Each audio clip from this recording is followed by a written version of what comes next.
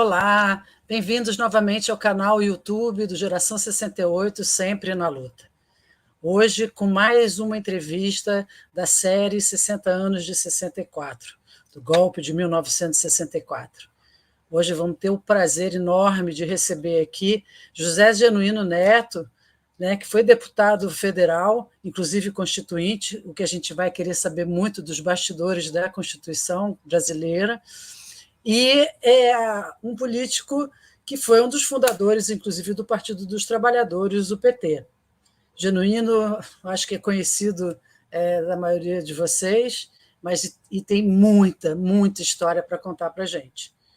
José Genuíno está lançando um livro que vai ser fundamental, chamado Constituinte, Avanços, Heranças e Crise. Então, vamos conversar aqui com José Genuíno, e para nos acompanhar temos a nossa companheira Tuta Magaldi, também do Geração 68, que vai aqui bater esse papo com a gente. E, Genuíno, muito obrigada pela sua presença aqui no canal do G68, muito obrigada pela sua presença. Tuta, sempre um prazer estar com você nas nossas entrevistas. Eu vou começar a perguntar. Eu sei que você, em 1964, você era um menino ainda, né? Eu queria saber quando é que você se deu conta que o país tinha mudado de regime e a coisa tinha ficado complicada. Olha, Cecília e Tuta, 64 para mim foi a chegada em Fortaleza, e Fortaleza para mim foi a passagem para o mundo. Eu saí da roça para estudar no interior do Ceará, em Quixeramobim, e em 64 eu chegava em Fortaleza. Mas ao chegar em Fortaleza eu já tinha contato com a ala progressista da Igreja Católica, que na época funcionava com movimentos juvenis, JAC, JEC, JUC, que eram os movimentos da Igreja Católica naquele momento. E eu morava com o padre na cidade de Senador Pompeu, no sertão do Ceará, e venho para Fortaleza exatamente no início de 64. Eu tinha já uma certa consciência política, por causa do trabalho pastoral da igreja e também porque eu tive contato, no início da década de 60, com o método Paulo Freire, que nascia no município de Angicos, no interior do Rio Grande do Norte. Então, eu tinha já uma visão progressista de como encarar o mundo e estudava para fazer o científico, o colegial, e depois entrar na faculdade. Então, Fortaleza foi 64 e 64 foi Fortaleza. O golpe, para mim, eu vi o golpe. Eu não era militante engajado, mas vi o golpe. Inclusive, eu fui preso com vários manifestantes na Praça José de Alencar, saindo do Sindicato dos Ferroviários na estação central da Ferrovia de Fortaleza, mas aquilo ali era um evento de resistência de massa no centro de Fortaleza. Eu acompanhava aqueles debates, aquela movimentação toda. Você sabe, né, Cecília? Nós somos filhos de uma geração que não ficou imune, nem isolada, nem alienada. A gente é filho da década de 50, da década de 60, em que a gente nascia num período de revoluções, num período de mudanças culturais profundas, num período de inovações em todos os sentidos, num período de mudança comportamental e num período em que o Brasil estava vivendo um grande dilema entre o caminho das reformas sociais, da democracia, e o caminho da ditadura, que acabou prevalecendo a hegemonia autoritária com o golpe de 64. Portanto, eu sou filho deste processo. Eu nasci neste processo como filho de camponês, trabalhei na roça até 14 anos de idade, sou o filho mais velho de uma família de 11 irmãos, e foi assim que eu iniciei a minha militância política, em contato com o sindicato, com a Igreja Católica, com, vamos dizer assim, movimentos que existiam.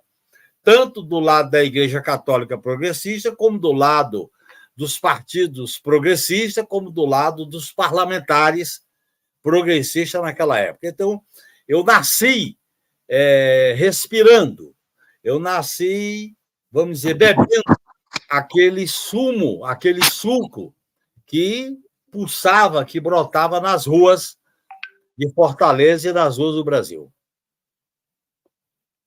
Tuta? Genuíno, o que é que você sentiu de sentimento, de impressão, quando você soube do golpe? Olha, eu fiquei acompanhando o golpe já no dia 31 e 1º de janeiro, 1º de abril, porque eu acompanhava as manifestações. Eu fui na manifestação dos ferroviários, de lá eu vim para a Praça José de Alencar, no centro de Fortaleza, e aquela multidão foi presa na Faculdade de Odontologia, que ficava ao lado do Teatro José de Alencar. Portanto, eu vi, eu não compreendia toda a dimensão do golpe, eu vim compreender depois, mas eu vi, eu presenciei. Eu sou testemunho, na época eu tinha 17 anos, e eu acompanhei aquele processo todo. Depois eu te ligo, Paulo. Eu te ligo depois, tá? Eu acompanhei aquele processo vivendo. Eu era filho de camponês, trabalhava na roça, eu já acompanhava aquela movimentação das ligas camponesas, dos sindicatos rurais, da alfabetização do método Paulo Freire. Então, eu estava e militava na Igreja Católica, no movimento da Juventude Estudantil Católica, a JEC. Foi nessa época que eu conheci o Frei Tito, que eu conheci o Frei Beto, que eu entrava em contato com aqueles movimentos, porque o padre com quem eu morava, o padre Salmito, então o padre Salmito, que está vivo até hoje, era um padre do Concílio Vaticano II, e eu me enfronhava em todos aqueles movimentos. Então, eu acompanhei, eu não entendia plenamente, eu fui entender posteriormente, a partir de 66, principalmente de 66 para 67, quando eu entro na Faculdade de Filosofia do Ceará. Você tinha, nesse momento, em algum momento, você tinha a ideia de que a encrenca ia ser grande? Olha, no dia do golpe, 1º de abril, aquela repressão, Fortaleza ocupada, Praça Zé de Alencar, o teatro, eu disse, a barra parece que está pesando, porque a gente já vinha de conflitos rurais, de mobilizações rurais no campo, que eu nasci no sertão do Ceará, bem no eixo do sertão, e tinha essa convivência como jovem, como estudante que estava entrando no colégio, depois de um artigo, Colégio de Madureza, para entrar na faculdade. Então, eu tinha contato com essa movimentação. A dimensão do golpe, da ditadura militar, eu percebi a partir das mobilizações de 66, quando nós começamos a fazer mobilizações estudantis em torno da questão cultural, em torno da questão, por exemplo, dos shows em Fortaleza, do teatro.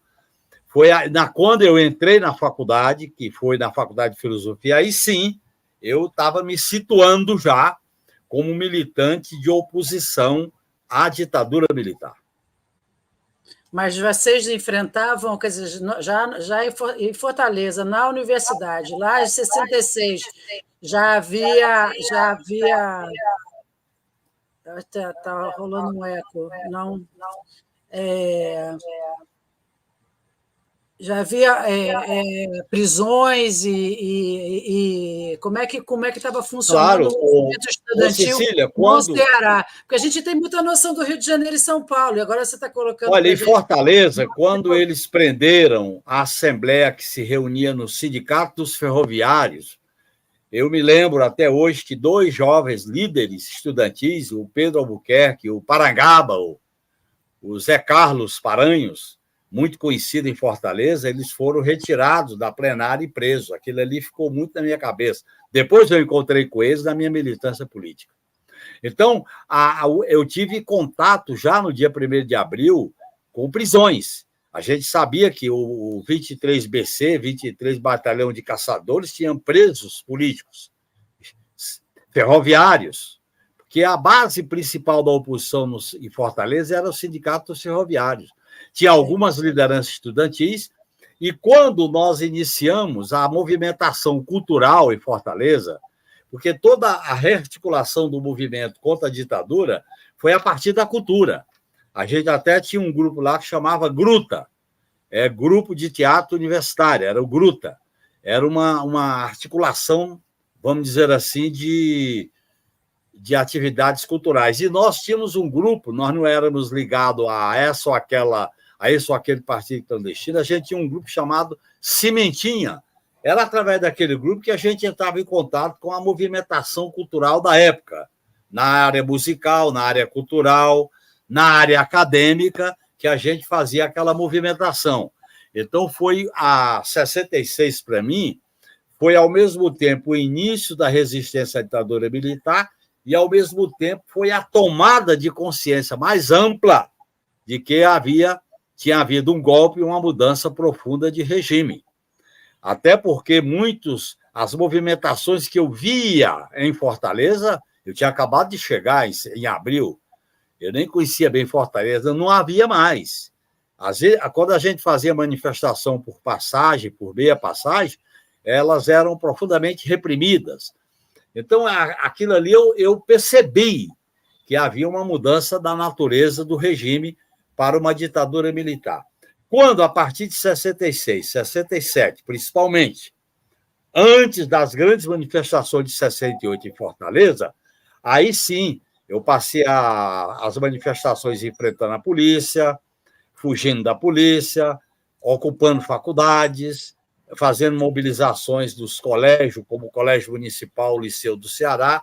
Aí eu já me engajava politicamente naquela movimentação política. Eu passo a ter um engajamento mais sistemático quando, em 1967, no Congresso da UNE anterior ao de Ibiúna, eu me ligo ao Partido Comunista do Brasil, naquele congresso, quando foi eleito o Travassos como presidente da UNE, quando eu conheci o Travassos, o Vladimir, o Zé Disseu, no Congresso da UNE antes do de Ibiúna, que foi de 67. O de Ibiúna foi em 68. Um mês antes do AI-5, na verdade. O de Ibiúna foi em 68, aí eu já era líder estudantil no Ceará, era presidente do DCE, Diretório Central dos Estudantes, que correspondia ao EE. Eu chefiava a delegação do Ceará no Congresso de Ibiúna e participava das reuniões nacionais da UNE, por exemplo, quando teve aquela reunião na Maria Antônia, que teve o embate com o pessoal do Mackenzie. Conta essa história para as pessoas que não têm a menor ideia do que você está falando. Pois é. Abre seu microfone, Tuta. Eu acho que essa memória, viu? Essa memória é importante a gente resgatar. Por quê? E para mim, viu, Cecília e Tuta, o ponto de partida é de onde a gente veio e para onde a gente vai.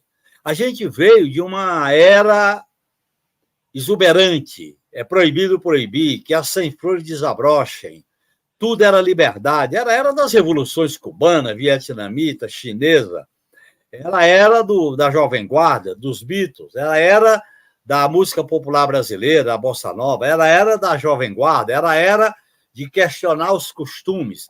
Nós somos filhos de uma geração que desafiou o risco, desafiou o perigo e se meteu para valer numa opção política em nome de causas. A gente é filho desse processo. Não dá para analisar 68 sem ver a década de 50, a década de 60. O período que o Brasil ganha as duas Copas do Mundo, a de 58 e a de 62. O Brasil do período das consequências do período JK. O Brasil trazia o trauma do suicídio do Vargas, e eu me lembro, quando eu era menino, lá no interior do Ceará, eu ouvia pela rádio, só tinha rádio na época, as repercussões do suicídio do Vargas. Depois que eu chego na cidade, eu vou acompanhar aquilo. Aí veio a eleição, o plebiscito entre presidencialismo e parlamentarismo. Esse aí eu acompanhei bem. Aí, em 62, eu já estava iniciando os meus estudos em Senador Pompeu e Xeramubim. Então, é um processo que a gente nasceu dele. Nós fomos filhos de uma era. E aquela era que foi virtuosa, desabrochante, pujante, ela foi quebrada, ela foi cortada com o golpe dentro do golpe, porque o AI-5 foi o golpe dentro do golpe, né? Quando eu li o AI-5 na casa de um amigo meu que faleceu, ele olhou para mim e disse: "Você está vendo o que vem por aí?" Eu disse: "Estou vendo, é uma ditadura terrorista oficializada. Então, daqui a 2 dias, você vai entrar na clandestinidade, você vai mudar de nome, de endereço e vai para o mundo." E eu fui para o mundo, saí de Fortaleza para o mundo. Por isso que eu costumo dizer que Fortaleza, para mim, foi a passagem para o mundo. E essa passagem teve, no dia 13 de dezembro, um marco. Um marco quando eu saí de Fortaleza para São Paulo, de São Paulo para o Araguaia, do Araguaia para a prisão e para a sobrevivência. Nossa, e aí agora você deu uma volta ao mundo muito rápido. Vamos por partes. Quer dizer, você sai de Fortaleza depois do AI-5 e vai para São Paulo clandestino. Clandestino, já com outro nome, com outra identidade, porque a gente fazia uma troca. Qual era o seu nome, Genuíno? José Geraldo. Meu nome é José Genuíno, era José Geraldo. Facilitava com G, etc. Segundo, a gente fazia uma troca. Quem era do Nordeste vinha para São Paulo. Quem era de São Paulo ia para o Nordeste. Por exemplo, a Helenira Rezende, que foi assassinada no Araguaia, ela era de São Paulo, foi para a Bahia.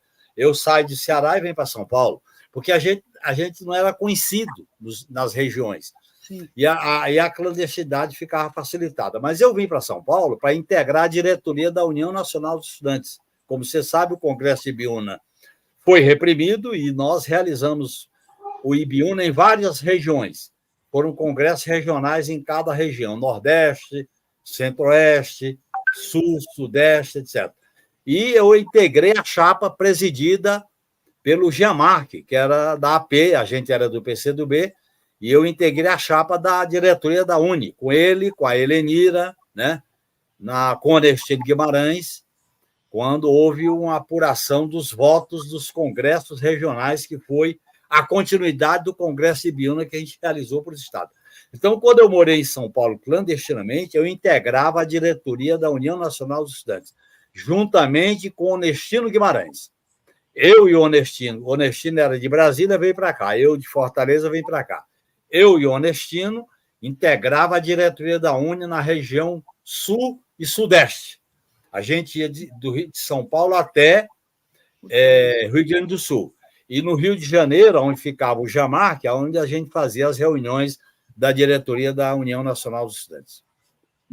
Quando você veio para São Paulo... Desculpa. Não, fala, Tuta, fala. Quando você veio para São Paulo, como era o seu contato com os dominicanos? Bem, quando eu vim para São Paulo, Tuta, eu vim para São Paulo clandestinamente, em contato com a direção do Partido Comunista do Brasil. Aí eu já era militante do PCdoB. De carteirinha. Então, eu vim clandestino, com outro nome, me hospedei nos hotéis do Brás. A partir dali é que eu fui estar em contato com outros companheiros para ir para pensão, viver clandestinamente na UNE. Naquele momento ali da clandestinidade, eu podia circular em São Paulo, porque eu não era conhecido em São Paulo. Então, eu circulava no famoso Jogral do Paraná, que era um bar, que era um bar musical ali no antigo Estadão, que é hoje aquele hotel famoso, né? Ali perto da Consolação com o viaduto Maria Paula, né? Eu circulava, por exemplo, o Frei Tito, eu conhecia de Fortaleza, eu sabia que ele estava aqui. E eu circulava nos dominicanos para ter apoio, almoçava, já estava por lá. Inclusive, quando teve a prisão dos dominicanos, eu não fui preso, porque eu estava viajando para Porto Alegre, porque eu era responsável com Onestino, São Paulo, Paraná, Santa Catarina e Porto Alegre, pela diretoria da UNE. Então, eu era lá, eu me encontrava com o Frei Tito, que eu conhecia ele do Ceará. A gente foi estudante da JEC no Ceará com o Frei Tito, né? Assim como outros companheiros que a gente conhecia aqui, que me conhecia, apesar de eu ter outro nome, mas eles sabiam qual era meu nome. E aqui em São Paulo eu morava em pensão.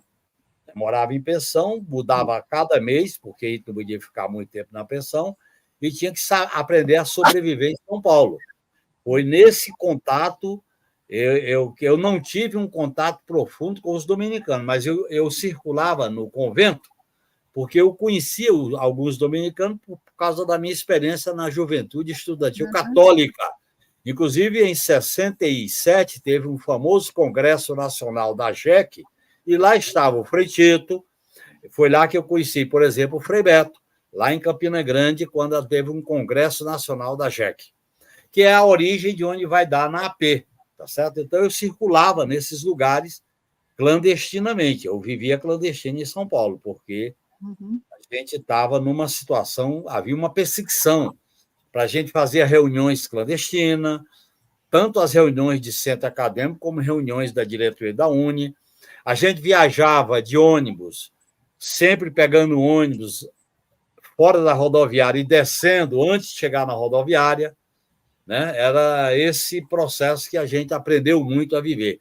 Eu costumo dizer que São Paulo, para mim, era uma grande selva que eu aprendi a viver dentro dela, porque é muito grande, eu sobrevivia bem, e é interessante, o que Fortaleza não me deu, São Paulo deu. Primeiro que eu tinha uma imagem, como filho de nordestino, de um dia conhecer essa Meca. E a política clandestina me deu a oportunidade de conhecer a Meca. E essa Meca me protegia. É tanto que o destino me trouxe novamente a São Paulo, porque depois de 5 anos preso por causa da guerrilha, eu vim morar em São Paulo. Meu primeiro voto foi aqui, meu primeiro mandato foi aqui, meu primeiro emprego com carteira assinada foi aqui, meu primeiro time foi o Corinthians, foi aqui. Então, tudo aconteceu aqui em São Paulo. Você casou aqui também, né? Em 77, quando eu fui solto em Fortaleza, depois de 5 anos na cadeia. Você é um nordestino paulista, então, né? Como? Você é um nordestino paulista ou um paulista nordestino? Olha, tanto faz, São né? Paulo me adotou. É impressionante, porque quando você vive clandestino numa cidade, você conhece as entranhas da cidade, que normalmente você não conhece. Então, você conhece a padaria, a banca de jornal, o ônibus, o trem, você conhece as praças, você conhece o lado público da cidade. E eu conhecia isso em São Paulo. Na época, eu tinha 20 e poucos anos, 21 anos, conhecia detalhadamente. E aí, quando eu fui para a selva, fiquei 2 anos, fiquei 5 anos preso. Depois de 7 anos que eu volto para São Paulo, eu faço um reencontro em todos esses lugares. Em todos esses lugares. Inclusive, o Corinthians me deu, o segundo alvará de soltura foi o Corinthians que me deu.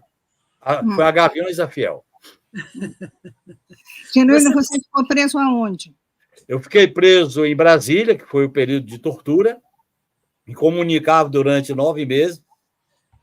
De Brasília, eu vim para São Paulo, fiquei a maior parte do tempo em São Paulo. Aqui em São Paulo, eu passei pela Ubandópolis, Barro Branco, não, Casa de Detenção Penitenciária e Barro Branco. E terminei no Instituto Paulo Sarazate, em Fortaleza. Eu fui para Fortaleza, Tuta e Cecília, porque quando mataram o Herzog, nós, presos políticos, fizemos um protesto. E o diretor da cadeia achou que o meu protesto foi o mais barulhento. E aí eu estava dando um sinal de fuga. Aí eu fui punido. Desta punição, que nós iniciamos uma greve de fome, eu fui transferido para Fortaleza. Eu terminei a minha condenação de 5 anos em Fortaleza, quando eu fui protegido pela famosa advogada Wanda Sidot, uma grande lutadora. Aliás, eu guardo na minha memória 3 advogados marcantes: a Wanda, o Luiz Eduardo Greenhauer, a Rosa Cardoso, a Ayrton Soares, que eram pessoas fraternas, lutadores e lutadoras, de Balpiveta, César Vieira, pessoas assim muito caras para nós naquele período. Você foi condenado a 5 anos, você foi para o Araguaia, foi preso no Araguaia. Quando eu fui preso no Araguaia, você sabe que naquela época, a partir de 73, a decisão deles era eliminar quem era preso. Eu fui preso em 72, em abril. Eles não reconheciam a existência do Araguaia.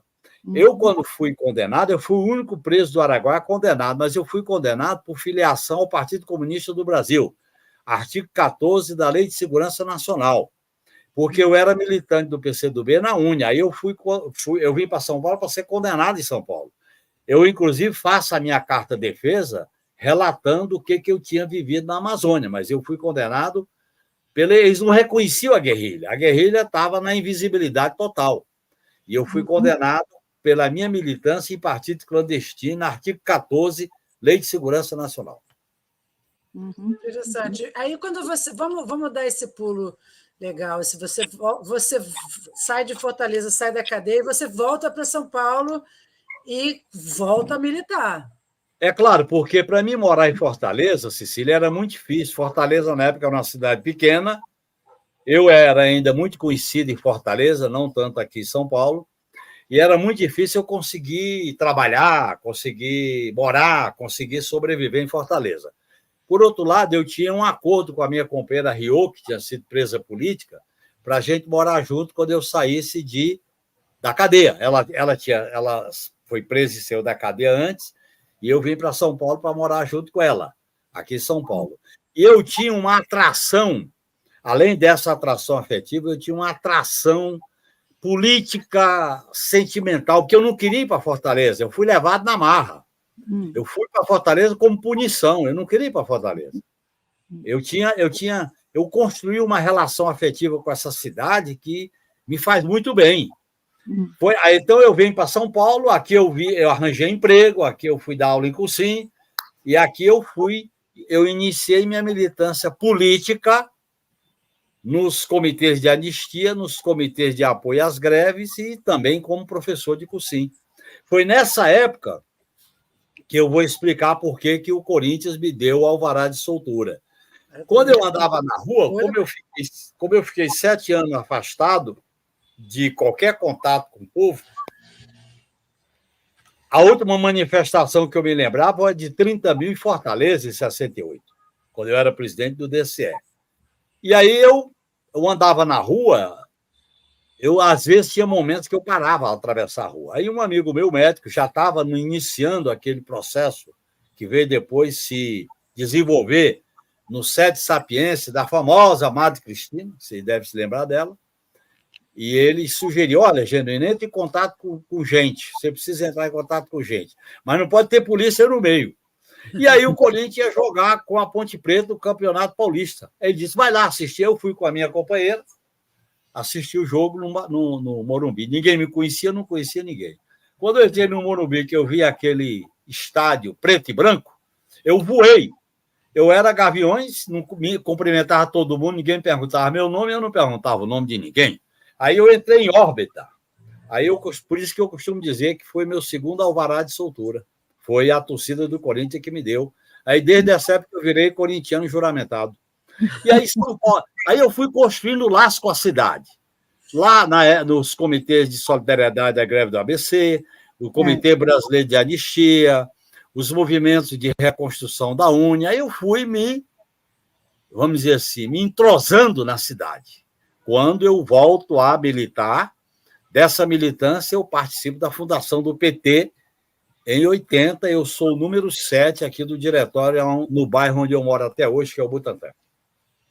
Aí você, quer dizer, ou seja, você foi militar em São Paulo, mas entrando nessa coisa do ABC Paulista, que estava as greves, né? Que tinha... O ABC Paulista mexia com toda a esquerda, e era um fenômeno novo. Olha bem, a esquerda tinha sobrevivido... Quando você conheceu o Lula... Eu conheci o Lula em 79. Em 79, porque eu conheci o Lula lá no Sindicato dos Metalúrgicos, com o então médico Aitan Cipaí, que tinha sido preso político. Eu fui com o Aitan visitar o Lula. Eu era estudante, eu era professor de cursinho, e havia uma fermentação muito grande na redemocratização do país. Os comitês de solidariedade à greve, as reuniões que se realizavam, o Comitê Brasileiro de Anistia, a reconstrução da UNE, a SBPC, Sociedade Brasileira de Defesa da Ciência, que teve aqui na PUC. Então, havia uma efervescência política e eu me inteirei dessa efervescência política, entendeu? E eu estava retomando a minha militância política como professor de cursinho, que me dava tempo para fazer militância política organizada. Você falou uma coisa agora que me vieram duas imagens muito, muito interessantes na minha cabeça. Uma que você falou da primeira manifestação dos ferroviários em Fortaleza, 30 mil pessoas na praça, etc. E tal. E agora você falou né, das manifestações da redemocratização em 79, que depois foram culminar nas diretas já, né? Das grandes manifestações da direta. Quer dizer, aí você já estava... quer dizer, o PT já estava afundado e você já estava totalmente imbuído dessa história do PT, e aí entrou como candidato... A deputado federal, Cecília, em 82. O Lula foi candidato a governador e eu entrei na nominata do PT. E como eu tinha sido professor de cursinho, e a guerrilha foi amplamente divulgada por umas matérias do jornal Estado de São Paulo, Jornal da Tarde, eu fui eleito, eu fui o último dos 6 deputados eleitos por São Paulo. Eu fiquei na rabeira, mas fui eleito. E aí, é claro, veja bem como é que é essa história. Eu faço um link entre 64 dos ferroviários, 68, que tinha 30 mil nas manifestações que na época dos 100 mil no Rio de Janeiro. Aí eu fui para a clandestinidade. Depois eu retomo as mobilizações com a visita ao estádio Morumbi, tá certo? E retomo as mobilizações com as greves. E aí, quando eu vi a campanha das diretas, aquelas manifestações de anistia, depois a campanha das diretas, eu fazia uma viagem numa órbita interessante. Era como se eu estivesse caminhando num fio condutor de um processo de transformação do Brasil. É claro que a gente trazia a dor, trazia a saudade, trazia a falta de companheiros e companheiras que não estavam conosco. Mas era uma espécie de renascimento político que a gente vivia naquele momento. E esse renascimento político, para mim, foi aqui em São Paulo, não foi em Fortaleza. Aqui em São Paulo. Por isso que eu costumo dizer que Fortaleza foi passagem para o mundo. Eu saí do Encantado para o mundo, viu, Cecília? Encantado é o povoado onde eu nasci. Eu conheço Fortaleza, não conheço Encantado, mas a próxima vez que eu for ao Ceará, eu vou chegar até lá. É lá em Quixadá, que Xaramubim tem aquelas pedras. Tem. Você vai, é candidato, se elege deputado federal em 1982 e aí vai se elegendo e aí vira... Aí tem um episódio interessante, porque quando eu entro na Câmara, em 82, eu entro com uma posição de esquerda. É tanto que meu primeiro discurso na Câmara foi o centenário da morte de Marx. Eu disse, Marx vive, em 83, em plena ditadura militar. Depois eu participo da resistência na campanha das diretas contra o Newton Cruz, que era o administrador das medidas de emergência, com prisão, enfrentamento, eu vivi tudo aquilo lá. E a campanha das diretas foi o grande momento. Para mim, foi o batismo. Foi o batismo daquilo que eu vivi em 68 e eu passava a viver em 84 e 85. Eu participei da maioria dos comícios, porque tinha um comitê dirigido pelo Fernando Lira, que articulava a agenda dos deputados. Eu ia em todos esses comícios. Para mim, era um privilégio ver aquele povo. Eu nunca esqueço o comício da Cinelândia. Eu fui para lá para o comício, o Brizola articulou o comício, 1 milhão na Cinelândia, né? Foi no Presidente Vargas, foi na Candelária. Eu nunca esqueço o Tancredo, quando viu 1 milhão de gente ali, ele disse, doutor Ulisses, e se a emenda não passar, esse povo cabe dentro do colégio eleitoral? Não cabia, né? Então, eu vivi aqui de São Paulo, Paraná, eu fui para Rondônia, Porto Velho, Belém, a várias capitais do Nordeste, porque eu, como deputado, podia viajar. E eu me articulava, na época, com Ayrton Soares, que era o líder da bancada do PT, né? Fernando Lira, a Beth Mendes, o Eduardo Suplicy, a Irma Passoni, eram companheiros que a gente atuava na bancada do PT. E eu nunca esqueço, viu, Cecília? O Ayrton Soares chegou para mim e disse, Janino, você tem capital para ficar 1 ano aqui, não, para ficar 1 mandato aqui, você sobrevive. Agora, você vai faturar porque você é ex-preso político, participou da guerrilha, tudo isso te dá a manchete. Agora, se você quiser ser deputado para valer, você trabalhe com essa imagem, mas conheça a casa, faça atuação organizada. E eu fui pelo conselho do Ayrton Soares, exerci mandato ininterrupto durante 26 anos. Aí o segundo mandato foi na Constituinte, aí fui numa sequência até completar o sexto mandato durante 26 anos. Só para eu localizar um pouco, você foi preso no Araguaia em que ano? Eu fui preso no Araguaia no dia 18 de abril de 72. Aí vim para Brasília, do período mais duro da tortura. De Brasília eu vim para São Paulo, de São Paulo para Fortaleza. Eu fui solto no dia 18 de abril de 77. Portanto, eu fui condenado a 5 anos e eu cumpri os 5 anos de prisão. A anistia me beneficiou porque restituiu os direitos políticos. Sim, sim. Uhum. Então, você recomeçou a sua vida a partir de 78, vamos dizer. A partir de 77, eu vim para São Paulo, fui dar aula em cursinho. Sim. Uhum. Tá certo? Ainda com muito cuidado, porque eu dava aula na equipe, era um cursinho visado. Tinha muitos ex-presos dando aula lá, tinha filho de exilado, filho de clandestino. E eu tinha todo o cuidado na equipe, ali na Martiniano de Carvalho. E eu nunca esqueço, faço questão de homenagear as pessoas que me deram solidariedade, como Deusimar, a Laura Pet, uma grande figura que eu dava aula lá, a gente tinha um acordo. Nós sabemos de onde você veio, mas os alunos não podem saber. Eu entrava na sala de aula, os alunos achavam o professor meio estranho, porque eu estava há 7 anos fora da civilização, era preso em mato, não era na cidade. Mas eu fui me adaptando, dei aula lá durante 5 anos até ser eleito deputado federal em 82. Agora, você disse essa coisa de que você seguiu um conselho de que tudo bem, que você pode usar como marketing, né, para ser deputado federal para as eleições, ser militante político, né, preso, etc. e tal, mas que você tinha que conhecer as entranhas de Brasília. Exatamente, as entranhas do parlamento. As entranhas do parlamento. A Comissão de Justiça, entender o regimento interno, saber obstruir, saber fazer o enfrentamento político. E eu conhecia aquilo ali, eu tinha uma regra. Assim como eu conhecia a selva, eu vou conhecer o regimento da casa para dominar a casa. Foi isso. Pois é, qual foi o seu método para conhecer a casa?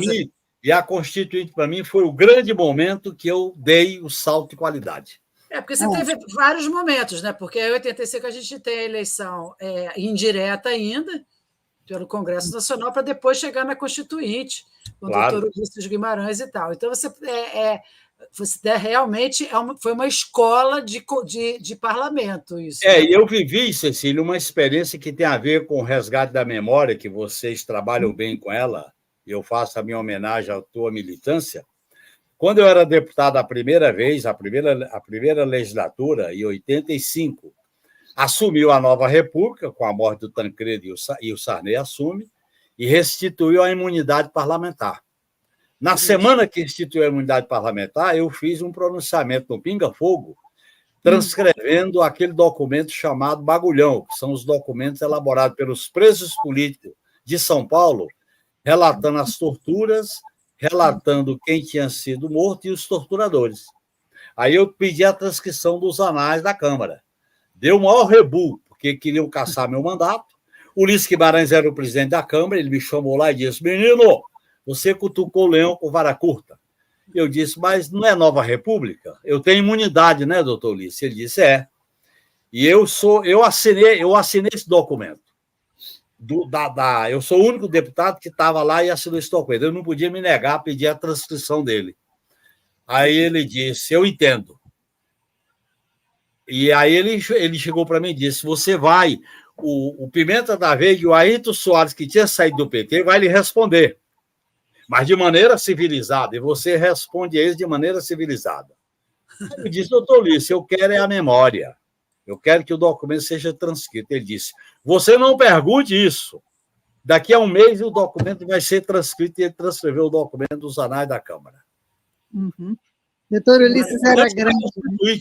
Isso foi em 85, a Constituinte foi eleita em 86. E quando eu fui candidato pela Constituinte, você sabe que tentaram montar uma emboscada contra mim e o Djalma Bom. O episódio de Leme, quando mataram 2 boias frias, eles botaram a culpa em mim e no Djalma. em 86, na eleição para Constituinte. Então, eu vivia esses fatos todos de maneira muito intensa. Quer dizer, de uma certa maneira, Júnior, você, quer dizer, você estava deputado, mas, ao mesmo tempo, ainda vivendo esses resquícios da ditadura, Claro. com a possibilidade de ser morto. Lógico, por exemplo, o meu primeiro mandato como deputado federal estava lá o Curió. Curió, imagino. Que foi o principal carrasco do Araguaia. Sim. Eu tive sorte, porque depois eu vou conviver com o inominável, o inelegível Bolsonaro. Então, eu vivia a trama de uma transição incompleta. E aí eu vivi intensamente esse processo, viu, Cecília e Tuta?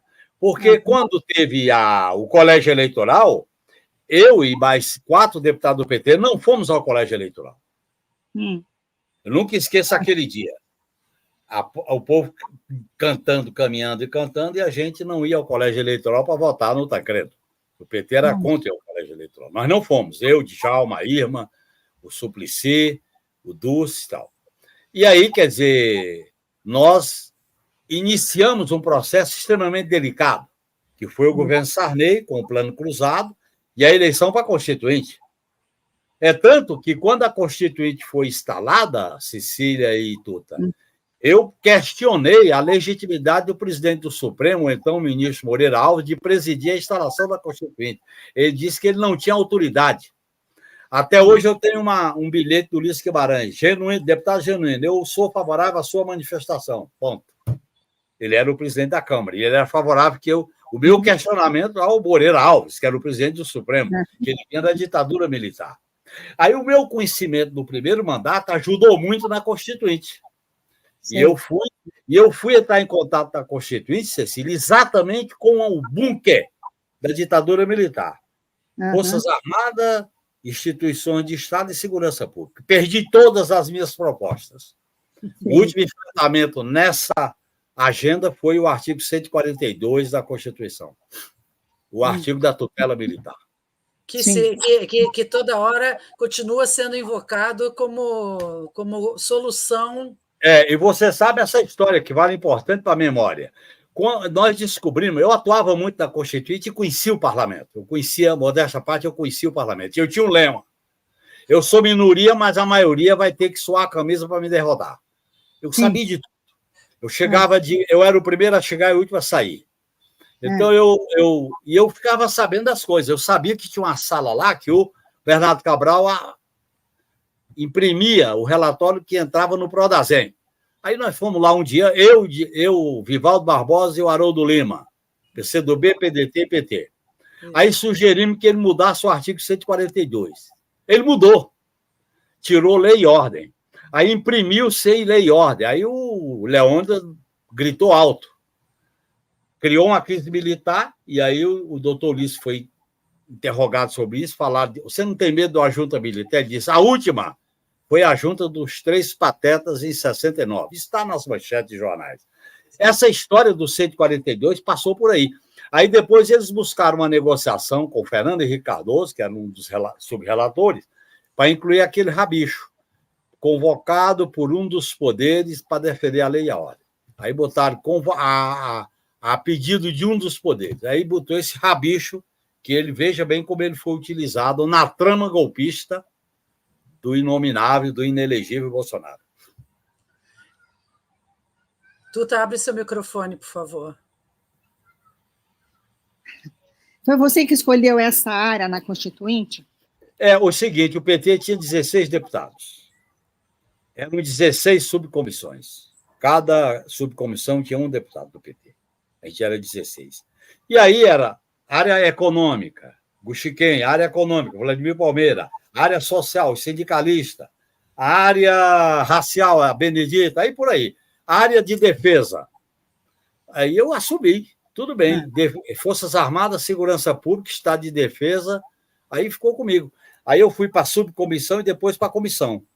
Eu enfrentei o Fiuza, depois o Jabas Passarinho, na comissão e na subcomissão. Aí depois veio a comissão de sistematização. O Lula era o líder e eu era vice-líder junto com o Plínio de Arruda Sampaio. Mas essas negociações, quer dizer, você ficava na Comissão de Segurança, mas obviamente, a bancada do PT, vamos dizer assim, se reunia para conversar o tempo inteiro, quer dizer, essas negociações passavam. Deve ter sido um trabalho extremamente árduo. Ô, Cecília, era o seguinte, ó. Tudo era discutido, nada era proibido. Tudo era debatido, tudo era transparente, tudo se negociava. E o PT, ele atuava com muita eficiência, porque a gente tinha como respaldo a mobilização da sociedade com as emendas populares com 30 mil assinaturas. Aí o que nós fizemos? Nós fizemos um bloco com o PDT, com o PCdoB e a Tendência Popular do MDB, que chegava a 120, 130 deputados, e a gente se relacionava com o movimento social, trabalhador sem terra, metalúrgico, igreja, educação, etc. E a gente disputava tudo. A gente não ficava só numa comissão, a gente ficava em várias comissões ao mesmo tempo. Aonde tinha reunião, a gente estava presente para falar, para discutir, para disputar. E era uma disputa, aliás, é bom dizer isso para você, que eu estou relatando isso nesse livro. A Constituinte não é um pacto de hermeneutas. A Constituinte é um pacto de disputa política, virulento, duro, da sociedade lá dentro.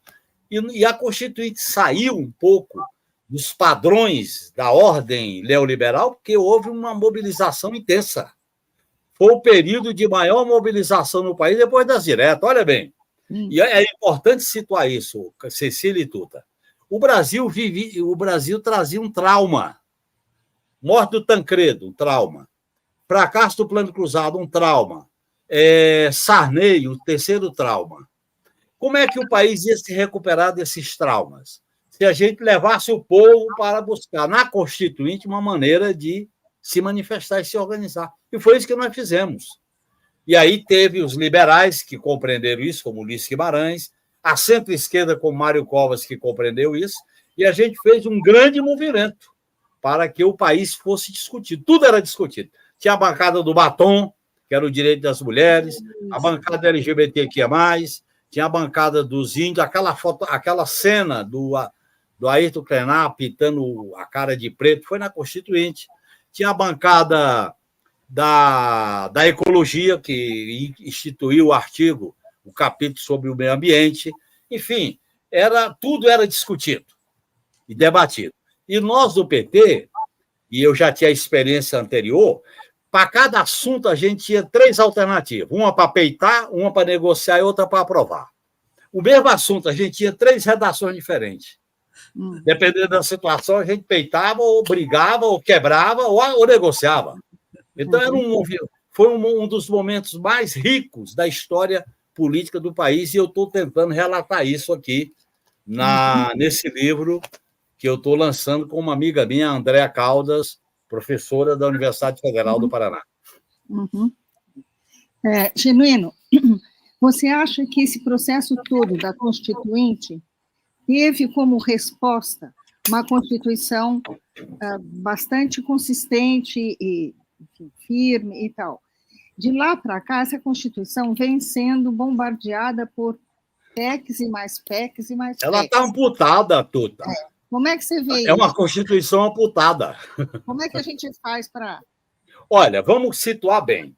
A Constituição de 88 ela é produto de uma transição pactuada por cima. Qual era o acordo da transição?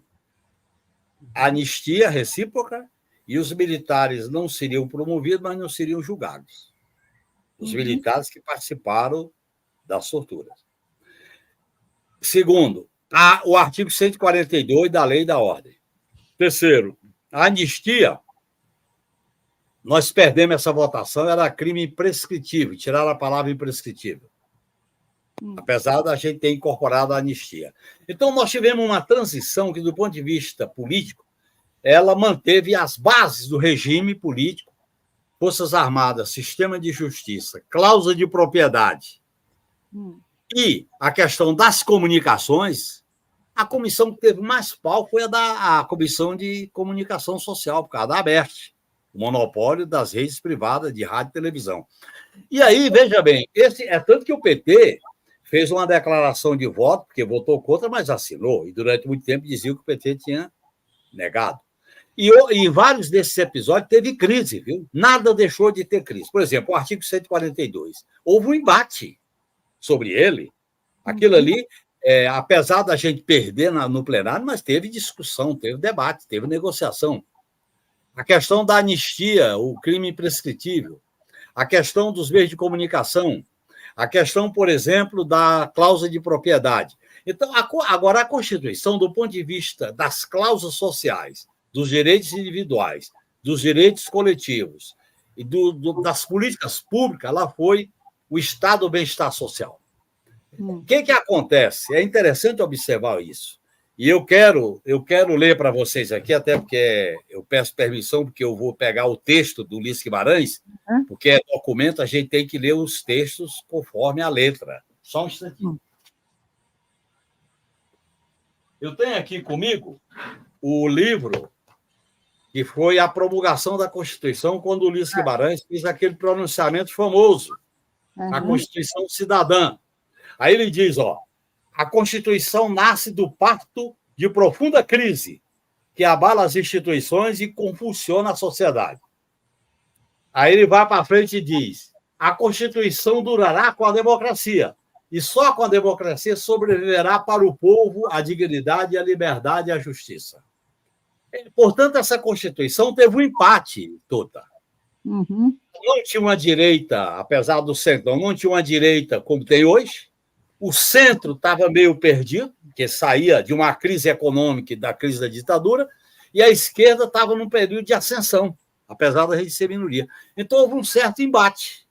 Não é por acaso que os governos que vêm pós-constituinte, particularmente o do Fernando Henrique Cardoso, propôs um conjunto de medidas de reformas econômicas, as reformas econômicas neoliberais. E não é por acaso que o Collor, quando foi eleito, ele apresentou um pacote de reformas econômicas. E então, essa Constituição ela foi amputada.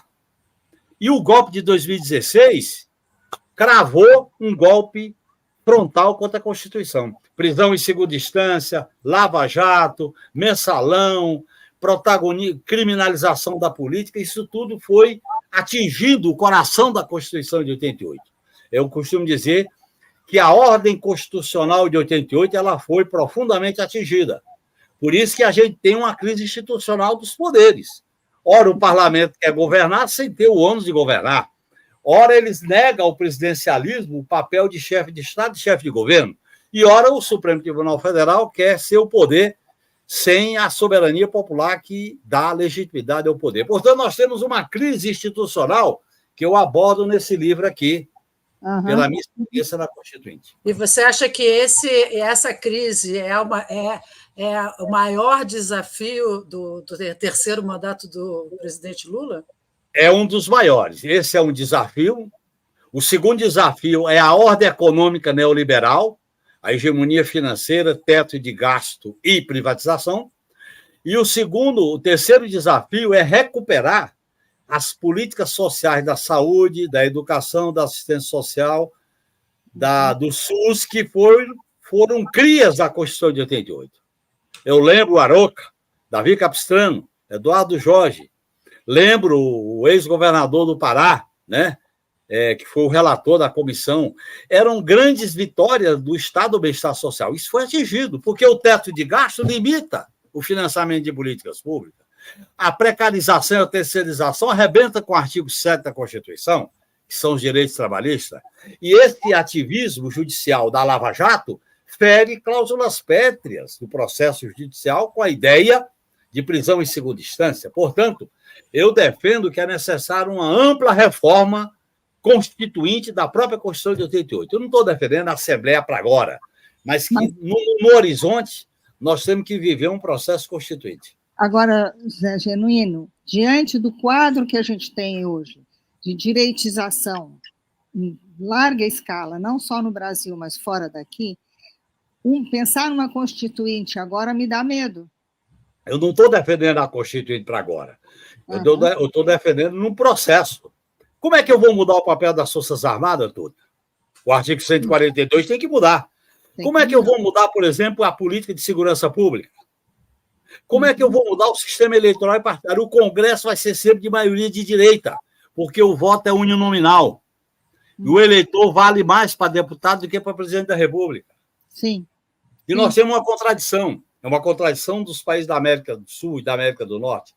O presidencialismo é a chance do povo votar diretamente para o presidente da República. Mas o presidente da República, eles tentam esvaziar o poder. Agora vem sempre presidencialismo, sempre parlamentarismo, para esvaziar o poder. Nós vamos ter que, mais cedo ou mais tarde, desembocar numa reforma constitucional profunda. Eu não estou dizendo que vai ser agora. Vai depender de alterar a correlação de força. Agora, eu estou partindo de problemas concretos. Sim. Problemas concretos reais, está aí. Então, posto que nós não resolvemos na Constituição de 88. Por exemplo, o monopólio dos meios de comunicação, é grave isso aí. Nós perdemos essa batalha na Constituinte. Se você pegar o capítulo da comunicação social, está lá. Os princípios da forma da lei. Tudo na forma da lei, porque ninguém tinha maioria para resolver a parada. Foi assim. E teve quebra-cadeira, quebra de microfone, porque ninguém tinha maioria. A saudosa Cristina Tavares, do MDB de Pernambuco, ela era relatora. Ela botou o Conselho de Comunicação Social contra a propriedade cruzada. Quem tinha TV não podia ter rádio, não podia ter jornal. Perdemos. Sei. O lobby da Aberta era poderoso. Né? E na época da Constituinte, o ministro das Comunicações era ninguém mais do que Antônio Carlos Magalhães, da Bahia. É verdade. Eu acho que é importante a gente compreender esse processo. E teve um suicídio político da classe dominante, quando botou o golpe de 2016 e elegeu o inominável. O inelegível Bolsonaro afetou profundamente as instituições do Estado, Forças Armadas, Segurança Pública, Ministério Público, Sistema de Justiça, foram afetados. Foram contaminados. Aí, olha o que as Forças Armadas planejou para dar o golpe, olha essas figuras. Foram bolsonarizados. Impressionante. Então, eu acho que a institucionalidade brasileira está precária. Nós temos que fazer um esforço para ir mudando, governando, agora é sempre uma situação precária. Então, muitas dessas figuras estiveram lá na ditadura, né? General Heleno, enfim. Agora, eu te perguntaria, faz 60 anos que houve o golpe de 64.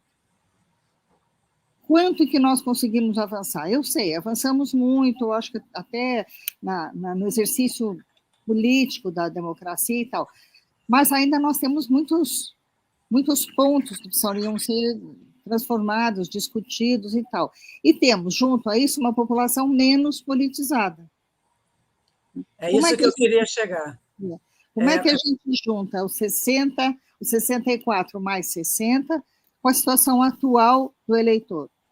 Eu queria para arredondar a sua pergunta, Tuta, e já para a gente terminar o nosso papo, que já passamos de 1 hora,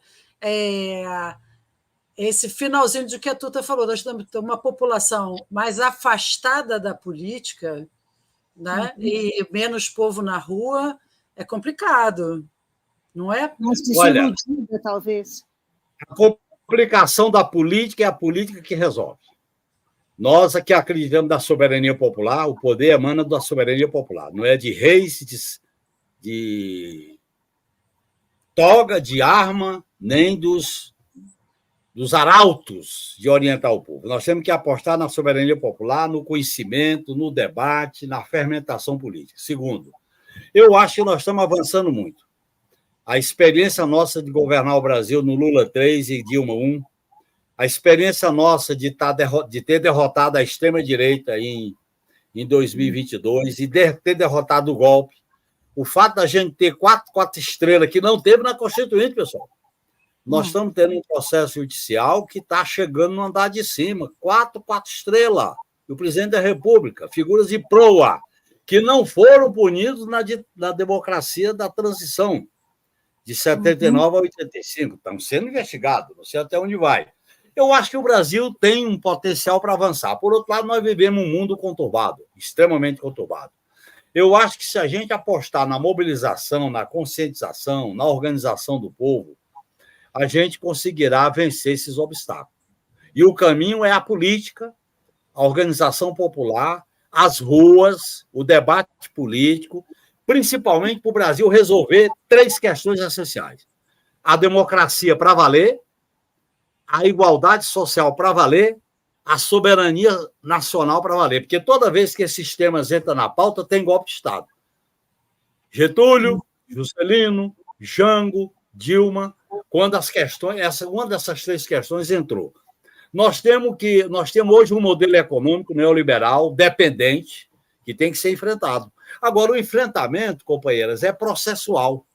Nós não temos mais as condições de fazer o que nós fizemos nos anos 70, na resistência heróica à ditadura militar, que eu aproveito para fazer uma homenagem a todos que deram a vida pela causa e não estão vivos, particularmente os meus companheiros do Araguaia. E eu acho que nós temos que continuar a luta popular, coletiva, social. Tem muita coisa acontecendo no Brasil. Eu sou um otimista renitente. Quando eu fui condenado na ditadura militar, diziam: você é um subversivo renitente. Eu prefiro ser um otimista renitente. Eu acho que o Brasil está avançando. Eu vejo o processo progressivamente. Não é de uma vez, como eu imaginava, que ia resolver a parada no Araguaia. Não é. Nós temos que fazer o trabalho de base, disputar a eleição, mas não ficar só na eleição, tem que disputar a eleição, sociedade, rua, eleição, fazer esse processo e ir avançando aos poucos. Genuíno, eu só tenho que agradecer a 1 milhão, eu ficaria aqui mais horas, e não é a primeira vez que você está aqui no nosso canal YouTube do Geração 68, não será a última, certamente. Eu te agradeço muitíssimo, Tuta, muito obrigada. Obrigada. Tudo de bom, e vamos à luta. Eu agradeço, Cecília, Tuta, estou à disposição. Vocês me estimularam a buscar no baú da minha consciência essa reflexão que a memória é libertadora, a verdade é transformadora, e a memória muda o presente e o futuro. Um grande abraço para vocês. Obrigada. Obrigada.